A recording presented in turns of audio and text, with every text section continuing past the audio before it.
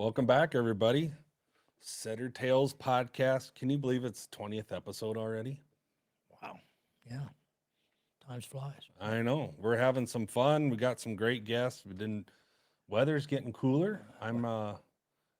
Trigger finger's getting a little itchier. The dogs are getting a little crazier. Man, we're going to have to, where are we going to have time to do the podcast if we're going to be out there chasing birds? Well, I was I thinking don't just know. carry my GoPro around and and do it that Report way. from the field. Yeah, and it'll be exciting. We got some exciting things coming up. We're actually going to do a podcast, I believe, and we're going to just do it live, and it's going to be a post-hunt podcast. We're So talking about that. we're talking about doing some exciting things with that, and just trying to get everybody involved with what we're doing.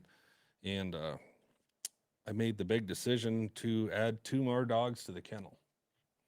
So it'll be a fun fall to run those 2, and You're going to be a busy man. I'm gonna be busy. I'm gonna be heading to Oklahoma here to pick up a little girl here in next week. So wish me luck on a 7.5 hour drive with a puppy. So Yeah. Well, we lost one this week, and but it's always good when the new one comes in, and the old ones, unfortunately, um, go to their rest. And Sweet Lou did that last week. He was 14 and going on 15.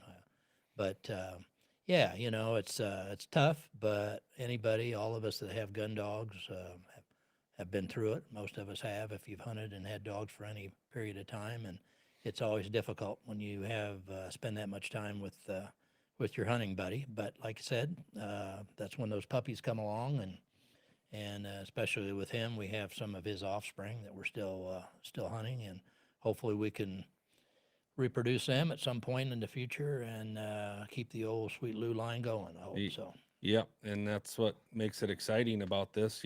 One thing with Lou and you guys have a special bond. You guys had a great bond with each other, and then you got hours and hours and hours of footage with him, so you can go back, and a lot of people don't have that advantage to go back and look at what you had and how he was, and That's true. tons and tons of memories. So that is awesome. Yeah, it's kind of like us. I mean, you go back when we started doing the Setter Tales TV show back in 2014, if I recall, when we first started doing that, the video series.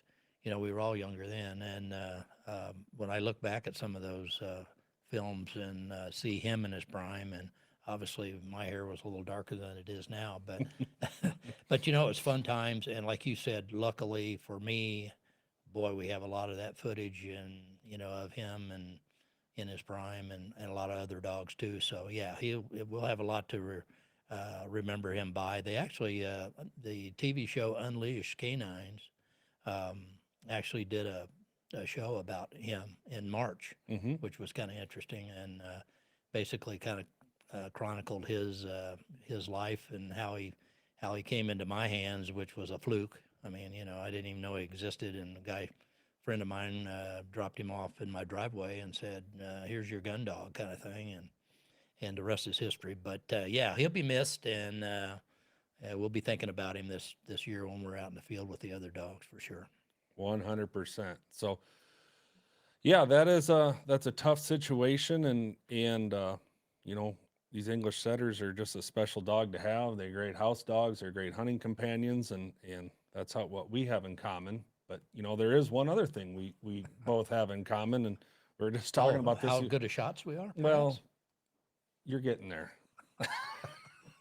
But as for myself, for this will be my 20th year in Pheasants Forever. And Wade, you've been a part of your county, your chapter for how many? Well, it hadn't been quite that long, but it's probably going on 15, I would Yeah. think. I started when I was 18 and got into my 20s and mid 20s, and our current state rep had retired. And here comes this baby faced kid in the door, and he did a great job, and then he was gone, and now he's a big wig at Pheasants Forever. And tonight we're going to have Jared Wiklund with us from PF. He is public relations manager for them, and I'm glad to call him a friend. And anytime we have a chance to get together at events, We always seem to.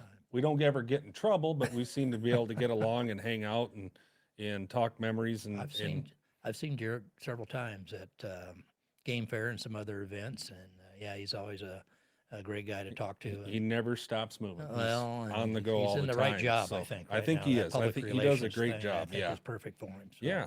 So we'll bring Jared on, and are you with us?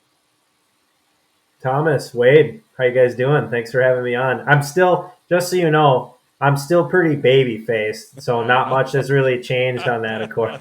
Well, I don't know. Looks like you got a little, yeah, you got Oh, a a little little shadow bit. going. Yeah, a little Yeah, bit. yeah. Yeah, I got my 14-day shadow going here.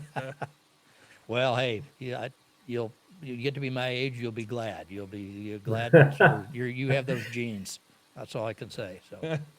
So once again, we thank you for joining us. I know you got a busy schedule, and fall is fastly approaching. Banquet times and hunting. Evidently, you know, everybody's hunting right now. All my buddies, I got a bunch of buddies. They're headed out to Wyoming now to chase Yeah, that some time. grouse and you know, their kids are out and they're going to be out in the woods this weekend deer hunting, and it's just it's time. It's getting ready. The leaves are turning, and I'm sure the nights are a lot cooler up in Minnesota than they are here, but they're getting there. So Yeah, we've had some into the kind of upper 40s nights here, especially last week, and we had big full moon coming up, and we kind of look over a grassland out our back door. And I'll be honest with you, sort of my first hunt of the year, like when you get the dogs out, and up here we've got bow season. Rough grouse is opening this weekend, which is really a love of mine, being from Duluth, Minnesota, and growing up there. I'm always pretty anxious to go out for that first hunt. Maybe you guys can relate to that, but like you've waited so long, and you've done your dog train. I've been out shooting a lot lately. I've been shooting in the mid 40s for sporting clays, so I'm feeling pretty good there. But that first hunt of the year, like it's one of those things that I think when you lose it, it's time to hang it up. But I always tend to have a little bit of anxiety going to that first hunt because you're just revved up. You didn't get much sleep the night before. You pound a 5-hour energy in the morning, and you go get after it. And after that first flush, things start to calm down a little bit.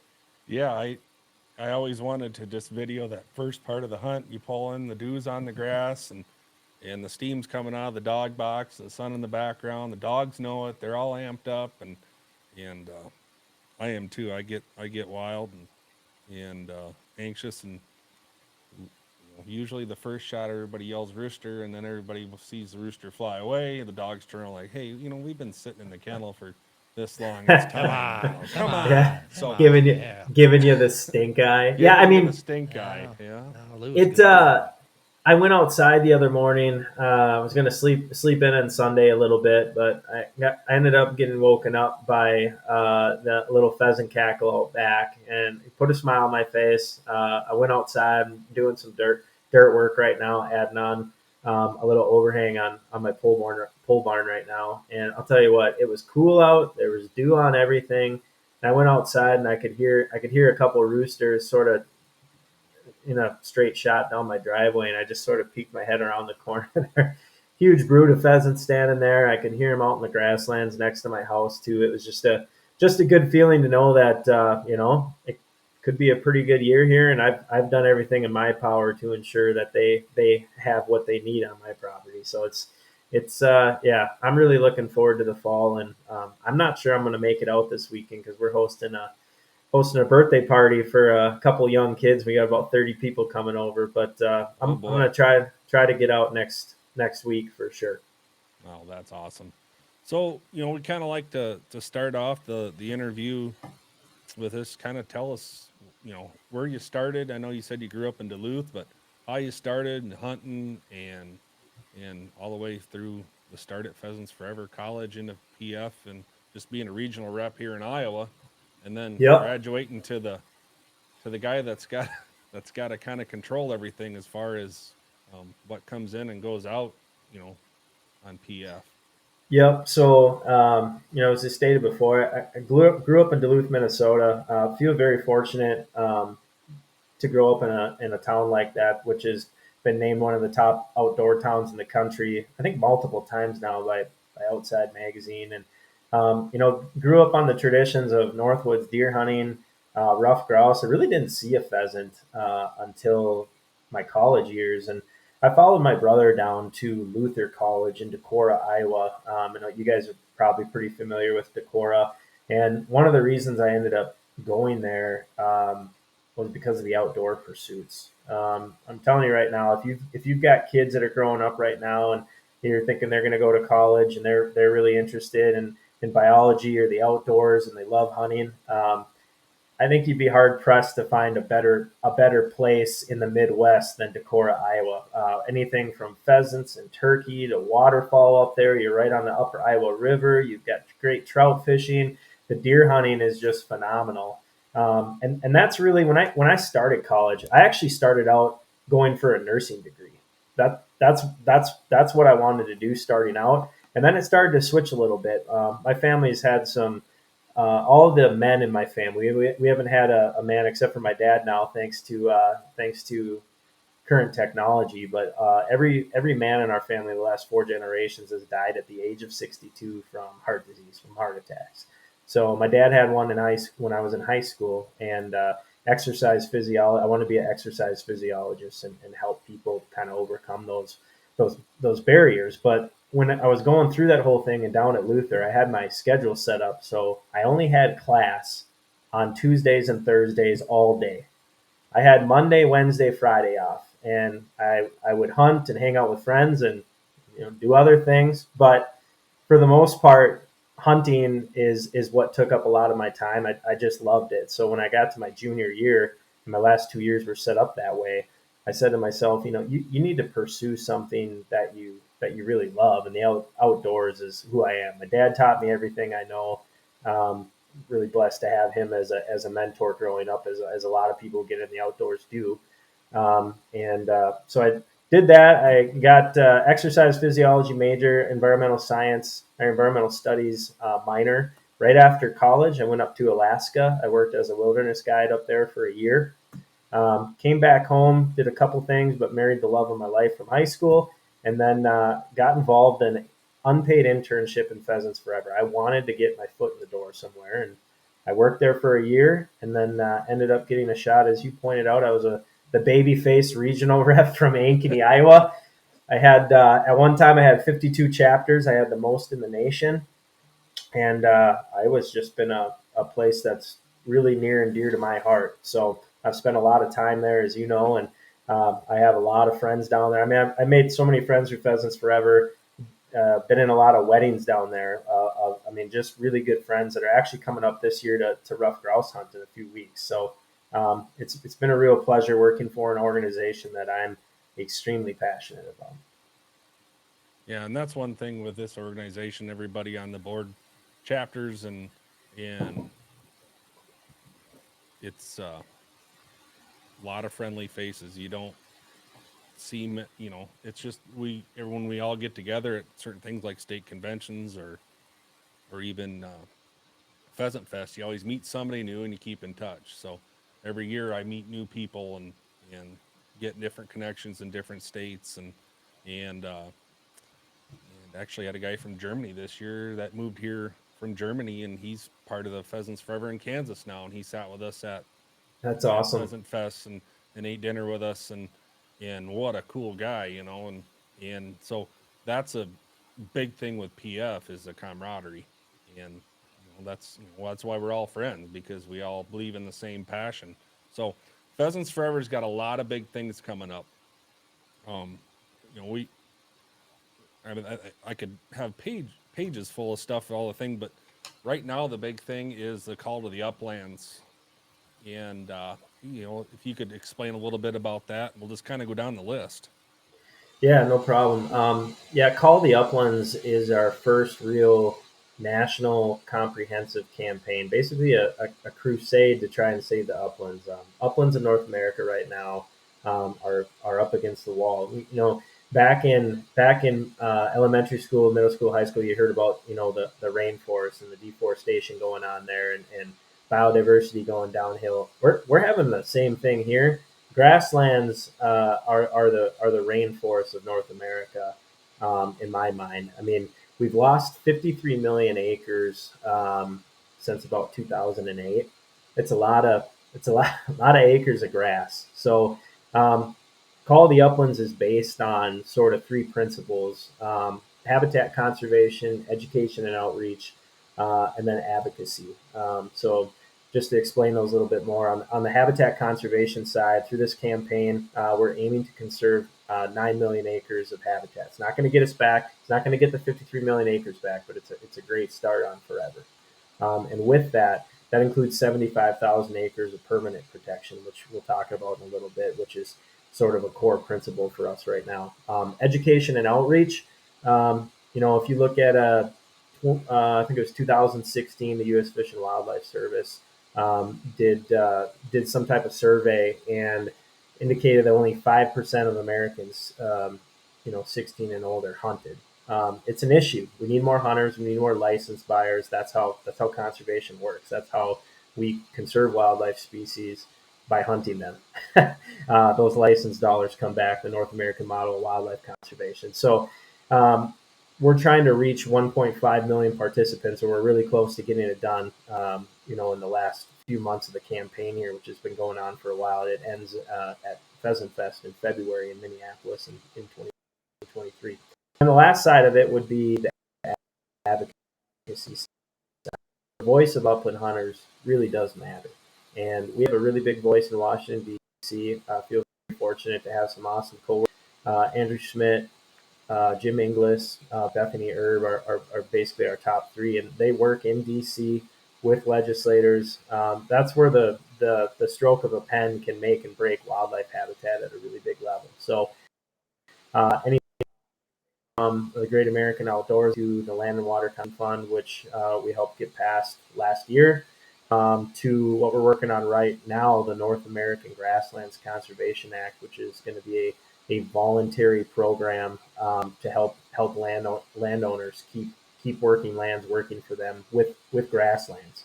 So that's a big emphasis right now too, and that after working on that for 2 years, we've got a big coalition of all sorts of different conservation hook and bullet groups, and that was just introduced at the end of July by a senator out of Oregon.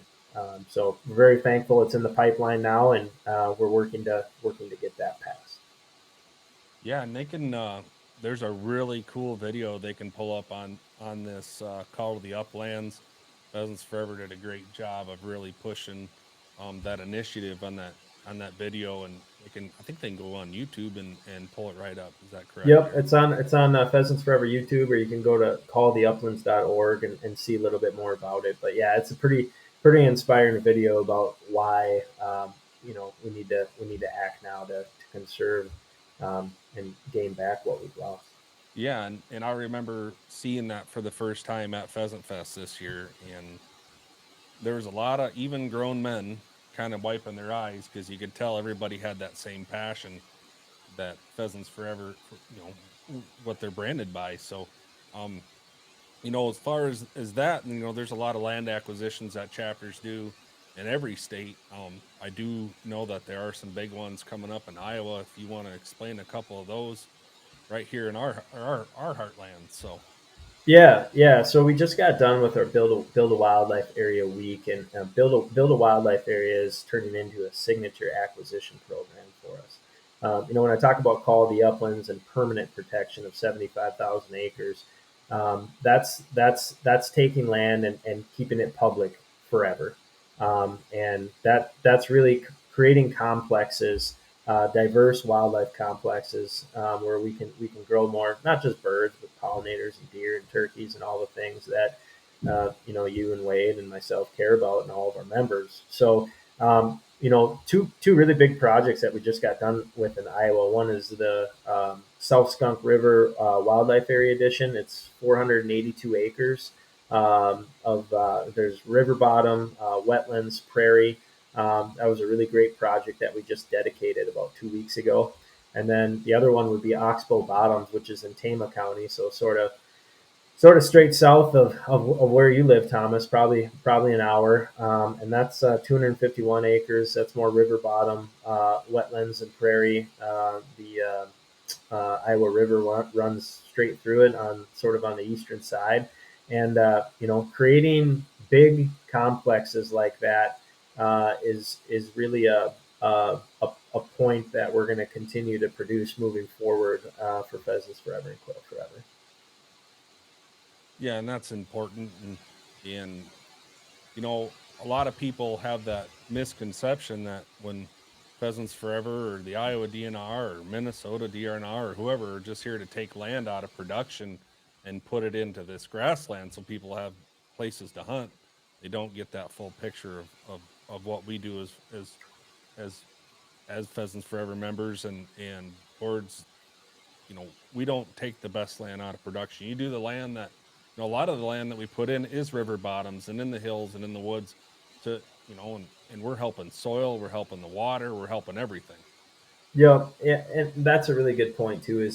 I'd say 98% of the land acquisitions we do are with willing landowners that we're helping to create a legacy. A lot of them they come to us and ask, "Hey, are you guys interested in this piece of property? I want to put it back into wildlife habitat, or conserve what's already there. A lot of it's already enrolled in CRP. Most of the projects we do are marginal soils and stuff that should be protected. So yeah, we work a lot with cropland that's not very productive, from a commodity crop standpoint, but extremely productive for wildlife and water quality and soil health and all the critters we care about. Okay. I didn't know, Wade, you, we're doing all the talking. So I I'm didn't, I'm just listening. you're still starstruck. I'm Yeah, starstruck no, that's too. part of it. Yeah. No, it's like you said. I mean, it's of course, I just turned 68, and so I've hunted for a long, long time, and I was fortunate to have started my hunting career back when, I mean, there were birds were everywhere, and it wasn't really an issue to find a place to hunt or have permission to hunt. But as the years went on, the number of birds declined for several different reasons, and then finding places to hunt became more and more difficult. But and so there are some challenges, and of course, Jared mentioned one of the challenges is getting new people into the sport. I mean, that's the lifeblood of what we're doing, and as I'm getting towards the end of my hunting, career, if we're the new people that are coming in to take this on and carry the torch, so to speak, but so we do our best to try to mentor some young people when we can, do some youth hunts and those types of things. I know that that's one of Thomas's passions, is to get the youth in the field, and he does that many times a year. And we see a few down at the preserve where we guide and that type of thing. But it's kind of just, how do you get people introduced that know nothing about it, and it can be a challenge sometimes, because there's just so many other activities and things that pull the younger generation in other directions, I guess, and Yep. I was probably like you are. You had a dad that was a hunter and showed you the ropes and took you and showed you, really stoked that fire in you, as I was in the same situation, and so was Thomas. But there's just a lot of youngsters that don't have that opportunity. Their dad didn't hunt, their grandfather didn't hunt, and so they haven't experienced it. And so we do our best to try to get some of those new people introduced when we can, but it's a constant battle. So And you mentioned Thomas, and whether it was at Pheasant Fest, and a lot of the conversations that he and I have on the phone. I sincerely appreciate Thomas that as far as mentorship goes, you wear that on your sleeve. I mean, you're taking kids out for pheasant hunts and turkey hunts and deer hunts and doing all these different things, and asking the right questions. I think if I could say, what's one thing that someone could do to to help move more people towards the outdoors is to, if you're involved with Pheasants Forever, whether you're involved or not, one of the cool things we have going right now is our Hunt or Mentor pledge. This past year we had, I think, almost 800 participants do that, but basically they fill out a form online, and there's prizes and stuff involved with it, and the pheasant hunt at the end as a grand prize for people that are mentoring others. But basically, it's really cool to hear the stories on there about people taking kids out for their first hunt, or taking, a big one right now is adult onset hunters. I've got a lot of friends Yes. that I've made through Pheasants Forever that are adult onset hunters who really didn't have that as a kid, didn't have that parent connection, which is probably the easiest way to get involved in the outdoors. We've got a great series of blogs by Kang Yang right now.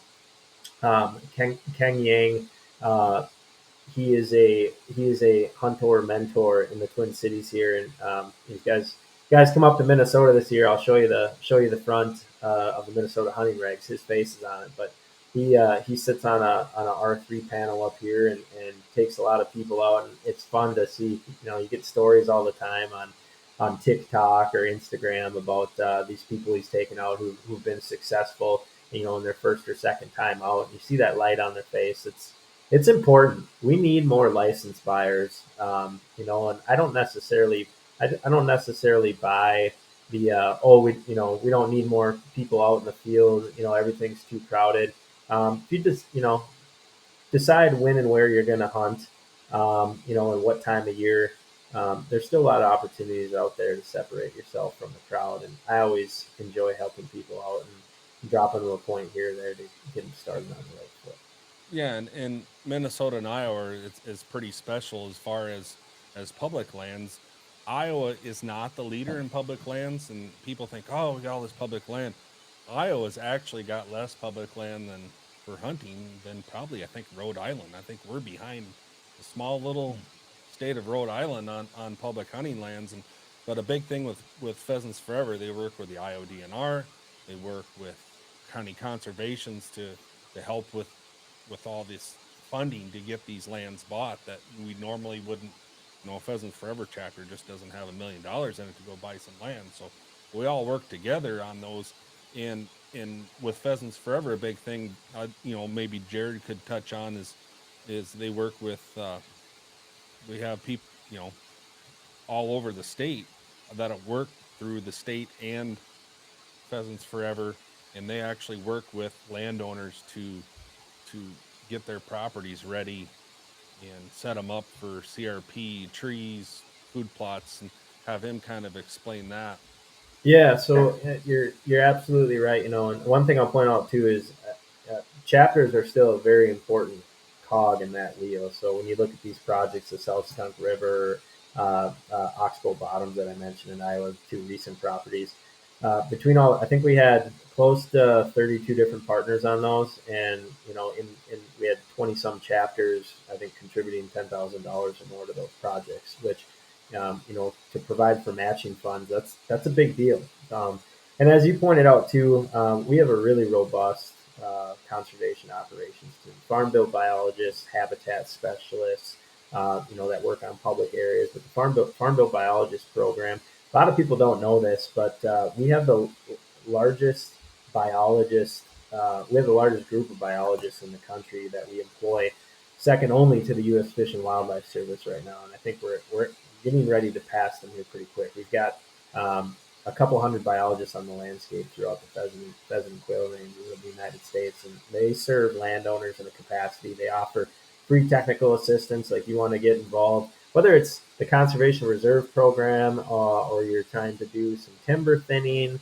or you want to set up some type of grazing program, whatever it might be. Our biologists can help you A to Z get enrolled in that program.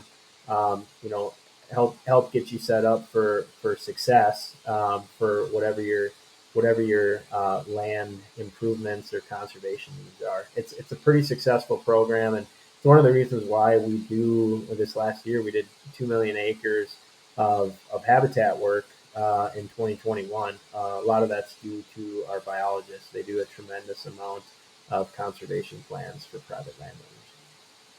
Yeah, and that's 2 million acres seems like a drop in the bucket, but a lot of the new areas are access programs too, where people will get their land done, and then it's private land, but they will open it up to the public where you know there's a driveway, there's a parking lot, or wherever, and you can just go hunting on somebody's land, and it's all Yep. funded. Yep, absolutely. One of I'm glad you mentioned that too, because public access to private lands is a big part of what we do. In Iowa, our biologists help with Iowa's Habitat and Access Program, getting those acres enrolled, which I think is up around 30,000 acres right now. It's a wonderful program. We did a episode of the Flush a few years ago in Western Iowa, focusing exclusively on some of those pieces, and they were full of birds and other wildlife, huge bucks. It was fun to see. It was out kind of out near the Missouri Valley, but you go to other states like Nebraska Open Fields and Waters program. Pheasants Forever basically contracts that whole program for Nebraska Game and Parks, or you drop down to Kansas, the Weehaws, walking hunting areas. In South Dakota, signing up a lot of CREP, and access programs are really, really important. And we're working on getting ready to pilot a new one here, hopefully after the first of the year, that combines chapter money and businesses that benefit from pheasant hunters and hunters in general, outdoorsmen and women coming to restaurants, buying hotel rooms, those types of things. And we provide a incentive for landowners to sign up for new conservation reserve program acres, and tie all those to walk-in access. So um, I don't have much more information than that right now because we're still building the pilot, but it's going to be in the north, south, east, and west regions of the United States, and really looking forward to touting that program as the PR guy when we get to that point. We're getting ready to open up a lot of access. And that's good because like people like me that just like to go hunting. It's nice to be able to look at those areas up. If I were to travel to Kansas or Nebraska and just take a road trip, and that is on my bucket list, just to jump in the truck with the dogs and go hit those areas and just take a week and just go hunting, not have a plan, and that's Pheasants Forever has allowed, landowners have allowed us to do that, and a lot of that ground is really productive with birds, and the way the weather's been lately, it's probably a good thing. So where? I I think it's going to be. I just want to point this out real quick that we're working with Onyx Hunt and the Onyx Hunt app right now to do a Pheasants Forever layer that's going to list a lot of our permanent protection projects. It's starting in Minnesota because that's where we have the best data, but we've done a ton of work in Iowa, about 80. It's more than that now. Somewhere between 90 and 100,000 acres of contributing to permanent protection projects. So people can watch for that on a Onyx Maps layer on your phone. Hopefully this fall. What's the current situation as far as membership goes? Is the membership for NPF nationally, is that growing? Is it staying kind of static? Are we starting to lose some membership, or where are we at there? I guess on a national situation. Yeah. So as far as membership goes, the big thing that's been affecting that, if you want to say recently, as was during the COVID pandemic. We went through a really, really tough time, and we're thankful that we have awesome chapters to back us up, and sort of came to our aid when we needed it. But through that chapter model, and not being able to do banquets, we had to shut down almost 400 banquets during the COVID era. Excuse me. And that was a pretty big deal. So altogether, during COVID, we dropped about 22,000 members. So for a organization, that kind of fluctuates between 120,000 to 140,000. We're on our way back up right now, which is great. But that was a big hit for us, and the only reason that we were able to get through the pandemic the way we did, and very successfully, I might add, we were still doing projects during that time, and doing them the right way and taking precautions. And we shut down the majority of our banquets, following the rules of and state guidelines. But we're getting back to that point right now. But yeah, it was touch and go there for a while. We weren't sure what was going to happen with COVID and the number of members we lost, but it's starting to come back up now, and that's thankfully a lot of people are interested in going back to banquets and having a nice slab of steak or a prime rib or a pork chop maybe if you're in Iowa. What do you guys have at your banquet, Thomas? I Well, we forget. got to have that Frederica prime rib. Oh That's the yeah, mainstay, Frederica. the Yeah. mainstay in the Iowa banquet. It's whether you're going to a whitetails, a Ducks Unlimited, or a Pheasants Forever, or anything. Randy and the crew at Frederica always provide the prime rib, The meat. the meat. The And meat. Yep. I think I can't remember what he told me. He had like one of our banquet nights. I think he had like 18 other events that they were covering. And if you ever gone to the little town of Frederica, there's not much to it, and the locker's not that big, and there's a lot of beef. It's fed a lot of hunters come out of that little building, and that's those guys travel all over the state. But yeah, we prime rib is usually the main course at most of the banquets in the state. You were mentioning about the the banquets, like the chapter banquets, and of course Mhm. Pheasant Fest for you guys on a national level. I mean, that's kind of that once a year fundraiser, and at least for our chapter in Lynn County. And when we weren't able to have that hurt. That really hurt. And I'm sure when was it 2 Pheasant Fests in a row that you had to cancel or what? I know for Let's see one for sure. here. Yeah, let's see here. We had it in 2020. 2021 was supposed to be Sioux Falls. We had to cancel that. That's right. 2020. Yep. 2022. We just had that here in Omaha, and then 2023 is going back to Minneapolis for it's both 40th anniversary and a true uh, chapter celebration. It's going to be a national gathering. We're inviting all of our chapters to go. And if you've never been to Pheasant Fest before, I really encourage people to come and check it out. It's a fun time. And like Thomas said earlier in the show, you see people you haven't maybe seen in a couple years, and it's it's like you never left. Yeah, get together and It's a good break time. bread. I've been to Yeah, a few. it's fun. I haven't been to one recently, but I've been to. I think the last one I went to was in Minneapolis. I think so.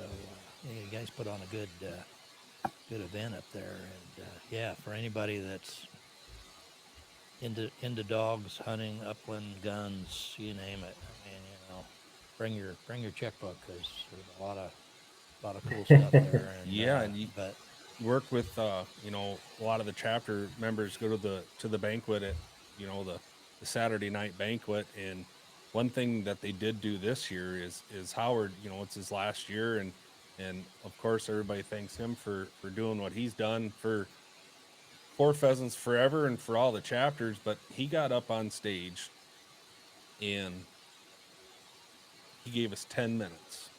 We all had a QR code, and how much money did we raise in like 10 minutes, Jared?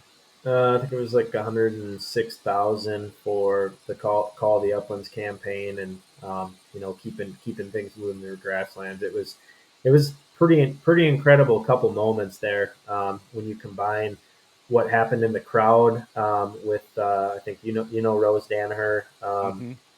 down in the Iowa County chapter, and sharing her story of how a bird dogs, excuse me, have impacted her life. And we had the story of the Fitz brothers in Nebraska.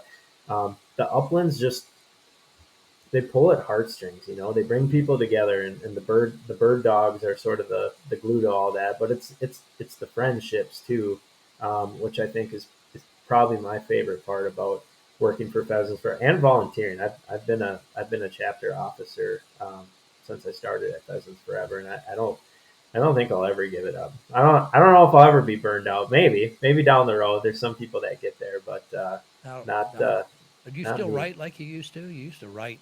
You used to do a lot of stories, and maybe you Yep, don't have time. Maybe you don't have time now. You've got these other duties that you need to attend to. But I used I to follow uh some of your stories, and I used to I enjoy it. beg and plea with my boss, Mr. Bob St. Pierre, to let me do some writing once in a while. I like to do the creative writing side. my job is more oriented right now towards press releases. So when I write about oxbow bottoms or write about South Skunk, WMA, write about access programs, cool things that we have going on. That's sort of my job right now, doing interviews, writing press releases, doing some advertising, for things like Pheasant Fest and whatnot. But sort of a man of the people. I do a lot of kind of one of the most awesome aspects of my job is probably member interaction. If you look online, like on our contact us form, my number is one of the only ones on there. I talk to people all over the country all the time, and for right now, people are pretty jazzed up with the upland bird season coming up. Been doing a lot of correspondence related to, what's the season looking like in Iowa? What's happening south of I-90 in South Dakota. I'm going to the Golden Triangle this year. I want to see what the bird numbers are going to be. So it's just fun getting to know people and hearing their stories. I think is probably one of the best parts of my job. And you probably get some bird reports too. I would assume through everything. And Yep. Iowa's forecast is looking really good. What are you hearing about the surrounding states? The big upland states. Yeah, when you look at sort of the Great Eight, Colorado, Montana, the Dakotas, Minnesota, Iowa, Nebraska, and Kansas, and there's sort of a defining line. So I was sitting pretty good. Iowa went through, everybody knows, a lot of a drought last year, and a bit of a drought in some places this year, but their drought isn't exaggerated as much as like when you go further west to those drier climates. So we can tell people this: our upland bird forecast for Pheasants Forever is being published on September 20th, which is next week, and that has all the states in the pheasant range, including east of the Mississippi, and even some of our big western states. But drought's the name of the game. Where we had real big drought conditions that have persisted on through the summer here. If you look at like the drought map, it's pretty easy to tell where you're going to have pheasants and where you're not. I think Iowa's sitting really good. Even quail in Iowa in some places look really good this year, and it kind of comes up and then shifts over into Minnesota. Had a nice increase this year. We're seeing a lot of birds, and their upland report was good from the DNR. And then you can kind of follow I-90 in South Dakota, south of I-90. It's bone dry. They haven't had any rain. North of I-90, lush fields, awesome reports of birds. Kind of same thing for North Dakota too. And I'm hearing good things out of Montana as well. I think Kansas and Nebraska, it's going to be a little harder of a challenge this year for birds just because of the drought they were struck with. They didn't have awesome cover. There was probably minimal bug production.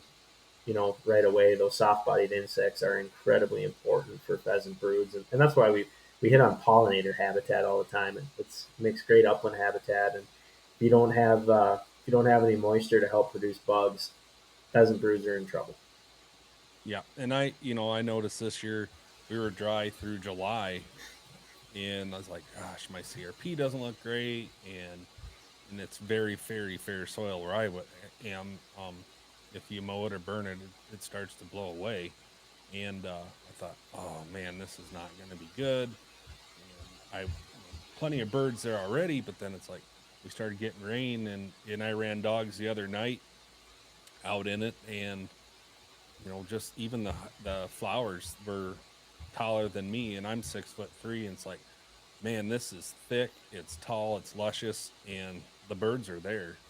Yep. They survive. The bugs are there, and I had a trip planned to Kansas. Guys I met at Pheasant Fest, had dinner with, and had it all set up, and called him. I said, when's the best time to come out? And he says, don't, because we haven't had a measurable rain since May, and that was at the beginning of August. So it's tough out there for them, and but there's enough habitat, enough people on the ground working that they're going to bounce back. The pheasant's a resilient animal, and with all the volunteers and all the people working to get them, they're going to come back. Just Mother Nature's got to cooperate a little bit for us. So Yep, that's part of it, and having access to habitat when they need it the most. It's got to be there, and if it's not, you don't have very good populations in some of those areas. But you're absolutely right. And when you go further west too, it's amazing that rain or lack thereof really controls a lot of what goes on in some of those states, especially as you go towards Kansas and you get down into to Oklahoma, you get more down in the Quail range. 20 2010 through 20 like 13 that guys were giving away bird dogs down there. You couldn't, there was no quail to chase. And then you had one big year of just awesome rains in some of those states. And 2014, 2015, you're hearing of guys in some of those ranches running into 40 coveys a day. So it's amazing how fast they can turn around, but they got to have quality habitat to do it. And Pheasants Forever has been a player in that regard for putting great habitat on the landscape. Yeah, and that's we talked about retiring from PF too, and I keep saying I've been saying that for a while. Maybe I should put my time into something else, and I just can't I can't get enough of it. Is all the things that we do, and just seeing the progress of where my chapter was when I started, and how big we're doing, and how great things are going, and seeing new faces at the banquet every year, and it's becoming we don't have a big enough area in our place in Maya. We could have 500 people there in a 2-chapter county, which is kind of different to all Pheasants Forever. But yeah, it's addicting, and this whole hunting thing is part of all our lives, and it's glad to have you on here. So when we get to the end of the podcast, we always like to have, since we're kind of a dog podcast, your favorite hunting dog. You can talk about that. Favorite hunting story with a hunting dog. I know with your podcast with On the Wing and the Flush Television, you've probably hunted with some really good dogs too. And I know you've had some hunting dogs for quite a while. So He's thinking of one right now. he is. I can tell. I am. He's Yeah. Wheels I'm are thinking. turning. I'm thinking hard. He's got too many though, so he's trying to separate the good one out from all of them. We don't discriminate, but if it's about an English setter, we're willing to hear it. What about an English pointer? Are they cousins? Yeah, that's just a shaved English Hey, setter. we- Yeah. Yeah. Yeah, that's correct. I would say probably it's hard to choose. You get different dogs. I had my first bird dog that I had and trained myself with was Coda, the black lab. I remember picking her up. I remember they did when I was a regional rep down there, and the Todd Burris in the Ames paper did a biography on me, sort of what makes me tick, and being the regional rep and having that dog. And she died of cancer a few years ago, way too young, and that was a hard loss for me. But I remember her. I'll give you two. One would be hers. Her first grouse retrieve. I took her up north to in 2000. In 2010.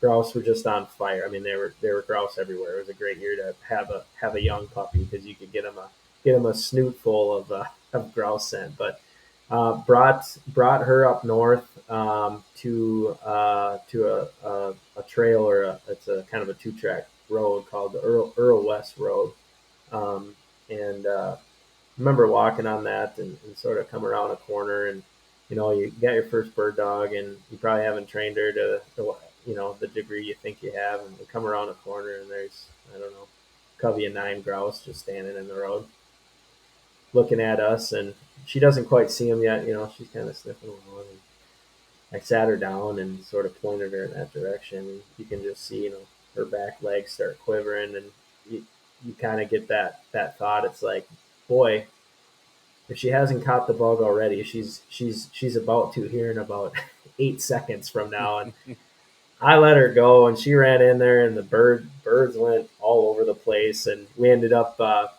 I just let her get into them, and they started going off in all directions, and we ended up chasing down three singles over the next, I don't know, 30-40 minutes, and those were her sort of wild bird retrieves outside of working at a preserve. That that was pretty special to me. That's your first bird dog, first retrieve ever, and we were just best friends. And I don't want to tear up because she died of cancer, basically in my arms at the house. We knew something was wrong, and I took her to the vet, and she had a tumor on her spleen that exploded. Oh, jeez. Yeah, it wasn't good. But there's that, and then the other one would be the English pointer. He was hunting with a bunch of labs in South Dakota a few years ago. We actually got him from from a regional rep that took a different position today in Iowa, and Jackson, the English pointer, he went out and we are having a great time working through a slough, and everybody was shooting birds, and we shot one that got hit a little bit light and was on the run, and Jackson joins a big pack of black labs, and after about 20 minutes of searching, all the dogs are coming back, and the shave setter, as you say, has the bird in his mouth. It was kind of a nice moment for me. Is they don't necessarily they don't necessarily get they aren't really known for their retrieving abilities, but he's a retrieving son of a gun. So that was a pretty cool moment too. That's kind of one of them drop the mic moments when you got Yeah. a gaggle of labs out there, Yeah, and then look at the that. pointer comes back, or like, you know what, guys, I'm just gonna go back to the truck and hang out. Yeah. When you guys get done, come. We're you done for come the hang day. out with me. Boy, Yeah. I haven't hunted with English pointer for a long time, but that's what my dad had one. That's what we kind of grew up. We were quail hunters down in Missouri, and you saw a lot of pointers down there at that time in the '60s, and they were great dogs. They had a lot of go. Had a lot Yeah. of go. He has his good and his bad days, but when he's 10 now, going on 11, he's in very good shape. Just had him back from the vet a couple weeks ago, and they were very happy with the way he looked. And I'm hoping to get at least one or two more seasons out of him. But when he starts to slow down at the end of the day, I think just like any pointer, that's when they do their best work. Yeah. They start moving slower. Yeah, they you get them wore down a little bit, and then their nose slows down, and they work a little harder, and they're working harder to find the bird instead of just being all chaos all the time. Controlled chaos is what you want to call it. Well, Because believe me, I've seen him blow out an entire field, and not even that long ago either. So he minds his p's and q's most of the time, but he can get excited for sure. Sorry, Wade. My dad's did that too once in a while. Of course, that was before. I know it's hard to believe, but that was before e-collars and all that kind of stuff. And back then, you just had maybe you had a whistle. I'm not sure he even had that, but he had a loud voice. And he would yell the dog's name, and boy, you could hear that for a long ways. But the dog had a fantastic nose, but like you said, he had a lot of go in him, and he would cover a field. And usually, when he would go on point, you would just be there when you got to him. But yeah, he wasn't good on fence rows, and back when we used to hunt quail, they were actually hedge trees. I don't know, you don't see that in Iowa much, but back there, the fence rows were all basically hedge trees, and so you had a hedgerow, what we called them, and those quail would actually get in those rows, and he would be great out in the open cover, but when he came to one of the fence row or a hedgerow like that, he had to go clear to the end. so if it was a mile, he went to the end of it. It's kind of like we're bring seeing him back. the birds are. Boy, but yeah, he was a good one. But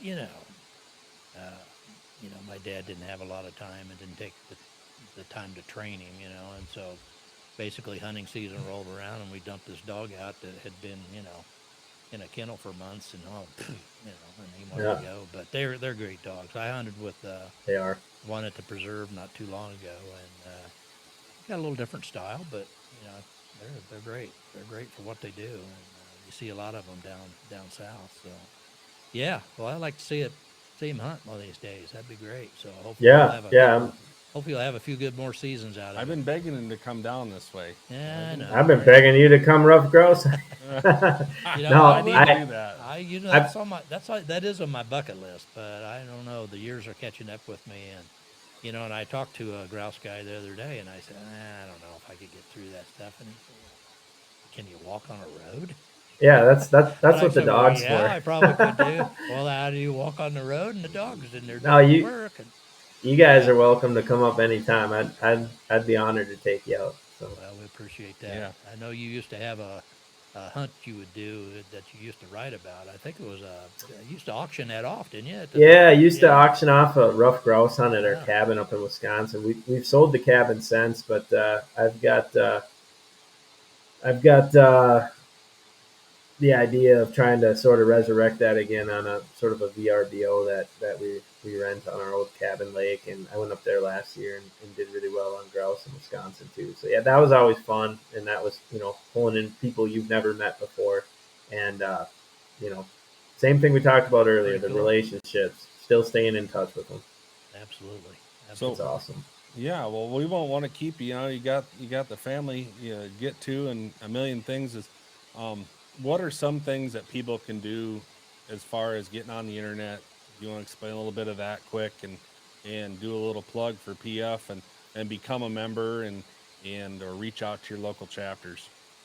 Yeah, no problem. Pheasants Forever is just a wonderful local organization. All the money stays local, as we talked about on this podcast, and chapters spend it locally for awesome projects, and we give them avenues to spend it as well. So if you're not involved yet, get involved in a Pheasants Forever, Quail Forever chapter in your area. You can go to pheasantsforever.org, click on the Find a Chapter tab. You can search by zip code. If you want to become a member, we offer an annual hunting calendar with some awesome photography in it. And we give you the magazine, which comes out quarterly, plus a bonus Upland Super issue, which you guys probably just got in the mail, which was a pretty incredible issue in itself. That covers everything from hunting and habitat work to the Call of the Uplands campaign and all the cool backstories of people that are involved in this organization on the local level. So if you want to get involved right now, there's a hat and neck buff combo that you can get. It's $35 for an associate membership to Pheasants Forever. And to me, it's if you love the outdoors and love conservation, it's the best $35 you can spend. All the conservation groups are great, but if you're an upland hunter, Pheasants Forever and Quail Forever owns that space, and we'd love to have you as a member. And you for $1,000 too. I did it a couple years ago. You can become a life member. So forever you're a member of Pheasants Forever, and you can actually get into any banquet in the country for $20. Yep, You'll and never that have to comes. pay that extra money for that ticket. It's you get a nice plaque. I got a coat, a beautiful plaque, and it's Yep. something it's something I knew that I needed to do, and If you that's want to ever commemorate a dog too, we offer these dog life memberships. I've gotten a dog life membership for all of my pups, living and passed away. But it's a cool way to do it, and that comes with a remote trainer collar from Sport Dog. And yeah, there's a lot of avenues to get involved. If you got a piece of property, if you're not a Pheasants Forever Quill Forever member, if you have a piece of property somewhere that you're thinking, you know what, kind of want to thinking about creating a conservation legacy here, call us up. You're interested and you got some acreage that you potentially want to put into public ground and make it permanent forever. We can help with that too. That's awesome. What are the dates for Pheasant Fest so we can kind of get that out there and started already? Yeah, Minneapolis, February 17th, 18th, and 19th, coming up here in 2023. It's going to be fun. It's going to be a true, chapter national convention. We're inviting a lot of chapters to go. I know my chapter here, even though we're very, 35 minutes away from downtown Minneapolis. We turned in our papers the other night. We got 10 of us going, and I'll be working there, and just love to see new people and come out and check out all the different stages and dog trainers and all the different seminars that we have going on. That'd be a great Valentine's Day weekend for you, Wade. There you go. I There you plan on go. being there. I plan on being there. Yeah, and if so. you do like podcasts, obviously check out the PF podcast on the wing. They've got a lot of really good information, and they do a great job with that. So check them out too. Yeah. Well, until next time, again, thank you, Jared, and we'll keep in touch and Thanks, guys. keep their nose into the wind.